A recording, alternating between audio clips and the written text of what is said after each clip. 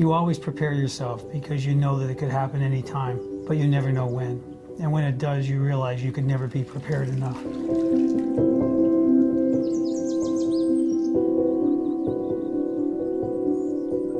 My history with kidney disease really started when I was 8 months old.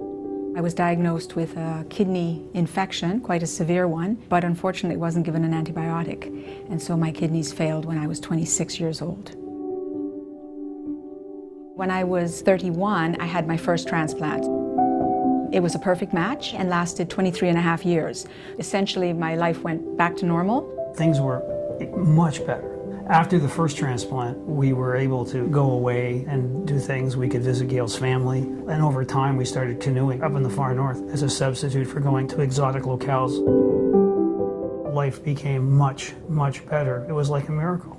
Just to have someone who was healthy was remarkable.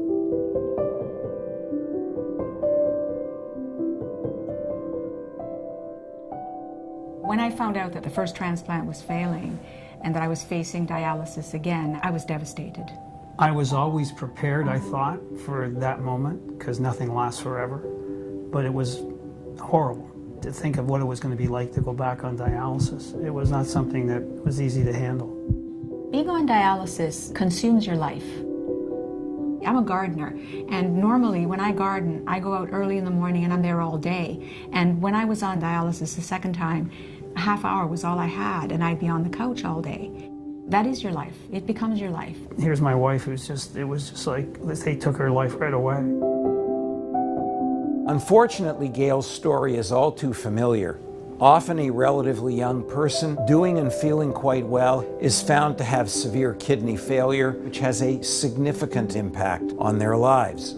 If we compare transplantation and dialysis in terms of quality of life, in terms of ability to re-enter society, to work full-time, and in terms of expected survival, transplantation offers superior outcomes in all of those respects. After being back on dialysis, people started offering me kidneys. They weren't all suitable candidates, but when my sister-in-law Kathy offered me her kidney and it was a match, I got pretty excited about getting my life back again for the second time. Every day, we get closer to a world where transplants are easier, safer, and more likely to succeed. When I first started working with kidney transplant patients in the 70s, the success rate at 1 year was 50%.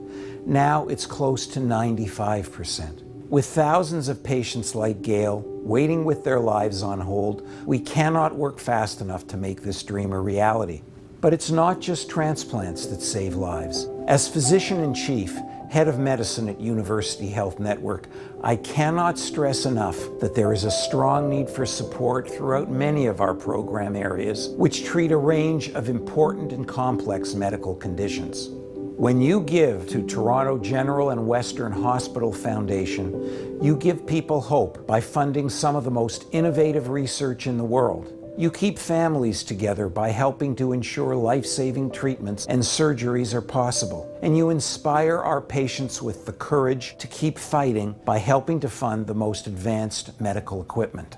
I'm very happy to be able to help the foundation because I'm aware of the impact of how it changes lives. When a life is on the line, every dollar matters. That's why I'm urging you to join me in supporting Toronto General and Western Hospital Foundation by making a $500 gift today. Your donation will keep us at the forefront of life-saving research, world-class patient care, and help us to acquire the most advanced medical equipment, like the kind that gave Gail her life back. There are cliche words around things like transplantation, and one of them is the gift of life, and it is truly that. It's a gift you could never repay. No, that's for sure. Never.